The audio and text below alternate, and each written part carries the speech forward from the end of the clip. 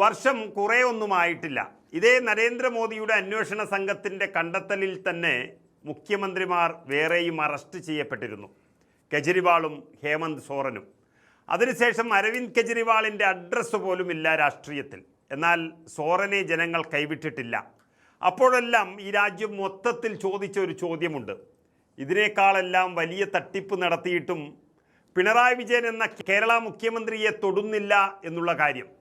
കേരളത്തിൽ കോൺഗ്രസ് ഒരിക്കൽ കൂടി തോറ്റാൽ BJP ഇവിടെ കുതിക്കും. അതിന് പിണറായി വിജയനെ സംരക്ഷിക്കണം എന്നുള്ളത് നരേന്ദ്രമോദി അമിത്ഷായുടെ ഒരു തീരുമാനമായിരുന്നു. അതിന് പിണറായി കൊടുത്ത ആദ്യത്തെ സമ്മാനമാണ് തൃശ്ശൂർ ലോക്സഭാ സീറ്റ് തന്നെ. പക്ഷേ നരേന്ദ്രമോദിയുടെ പരിരക്ഷയ്ക്കും മുകളിൽ കേരളത്തിലെ ജനങ്ങൾ ആഞ്ഞടിച്ചതോടെ പിണറായി വിജയൻ നിലംപതിച്ചു. ആ നിമിഷം തന്നെ BJP അടവ് മാറ്റി. CPM-നെ തകർക്കുക, അതുവഴി BJPക്ക് ഭരണത്തിലേക്കുള്ള വഴിയൊരുക്കുക എന്നാക്കിയതിനെ മാറ്റി. ഇത് തെളിവിൻ്റെ അടിസ്ഥാനത്തിൽ തന്നെ കേന്ദ്രം ആരംഭിച്ചു കഴിഞ്ഞു മാസങ്ങളായി. അതാണ് ഇത്രയും കാലം കള്ളക്കളി കളിച്ചിരുന്ന ED തന്നെ ആ അന്വേഷണ സംഘം ഇത്തവണ പഴുതടച്ച് കാര്യങ്ങൾ നീക്കം തുടങ്ങിയത്. 2 തവണ ചോദ്യം ചെയ്യപ്പെട്ട പിണറായി വിജയൻ്റെ മകൾ വീണ അറസ്റ്റിലേക്ക് തന്നെയാണ് പോകുന്നത്. പക്ഷേ ഇത്രയും വലിയൊരു അഴിമതിയും കൈക്കൂലിയും തട്ടിപ്പുമൊക്കെ നടത്താനുള്ളൊരു ധൈര്യം അത് പിണറായി വിജയൻ തന്നെയാണ് എന്നുള്ളത് എല്ലാവർക്കും അറിയാം.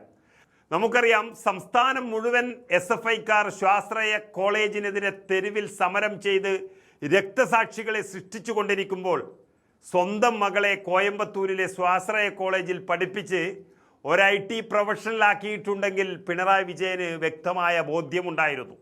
ബംഗളൂരിൽ പോയി ഒരു കമ്പനി തുടങ്ങാൻ പെൻഷൻ പണം എടുത്തു കൊടുത്തിട്ടുണ്ടെങ്കിൽ കരിമണൽ കർത്തയോട് കള്ളപ്പണം വാങ്ങാൻ പറഞ്ഞതും പിണറായി വിജയൻ തന്നെയാണ്. അതിലൊരാൾക്കും സംശയമില്ല എന്നിരിക്കെ ഇതൊരു വീണയിൽ നിൽക്കുന്നൊരു കേസല്ല എന്ന് വ്യക്തമായിരിക്കുന്നു. കരിമണൽ മാഫിയയുടെ തലവൻ ഒരു ദിവസം തന്നെ സർക്കാരിനെ കബളിപ്പിച്ച് ഇവിടെ കോടികൾ ഉണ്ടാക്കുന്ന ഒരു കമ്പനിയിൽ നിന്നും പിണറായി വിജയൻ എല്ലാ മാസവും കൈക്കൂലിയായി ലക്ഷങ്ങൾ മകളുടെ കയ്യിൽ കൊടുത്തയച്ചത് മനസ്സിലായില്ല എങ്കിൽ ആ അന്വേഷണ സംഘത്തെ പിരിച്ചുവിടുന്നതാണ് നല്ലത്. പ്രത്യേകിച്ച് ED ഒക്കെ ആകുമ്പോൾ ആ നാണക്കേട് പുറത്തു പറയാൻ കഴിയാത്തതാണ്. ഈ കേസിൽ പിണറായി വിജയനെ ഉൾപ്പെടുത്താൻ തയ്യാറായില്ല എങ്കിൽ ED തന്നെ പിരിച്ചുവിടുന്നതാണ് നല്ലത് എന്നർത്ഥം. പക്ഷേ ED പിണറായി വിജയനെ തന്നെയാണ് കണ്ണുവച്ചിരിക്കുന്നത്. പിണറായി പ്രതിയാകാതെ ഈ മാസപ്പടി കേസ് പൂർണ്ണമാകില്ല എന്ന് ED അറിയിച്ചതായിട്ടാണ് വിവരം ലഭിക്കുന്നത്. അത് ഇനിയുള്ള നീക്കം അതിലേക്കാണ് പോകുന്നത് എന്ന് വളരെ വ്യക്തമാകുന്നു. എല്ലാ കാര്യങ്ങളും വീണയിൽ നിന്ന് ചോദിച്ചറിഞ്ഞ ED എന്നേ അവരെ അകത്തിടേണ്ടതായിരുന്നു. വീണയല്ല, പിണറായി തന്നെയാണ് EDയുടെ ടാർഗറ്റ്.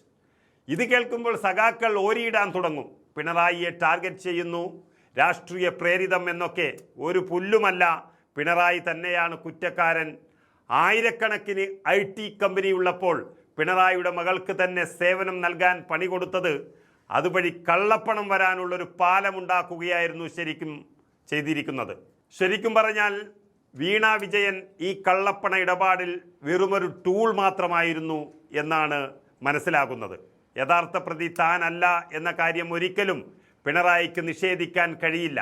അടുത്ത ചോദ്യം ചെയ്യലും നടപടികളും അതിൻ്റെ വഴിക്ക് പോകുമ്പോൾ ആ കസേരയിൽ പിണറായി വിജയൻ ഇനി പ്രതിപക്ഷ നേതാവ് എന്ന് പറഞ്ഞ് എത്ര കാലം ഉണ്ടാകുമെന്ന് മാത്രമാണ് ഇനി കാത്തിരുന്ന് കാണേണ്ടത്.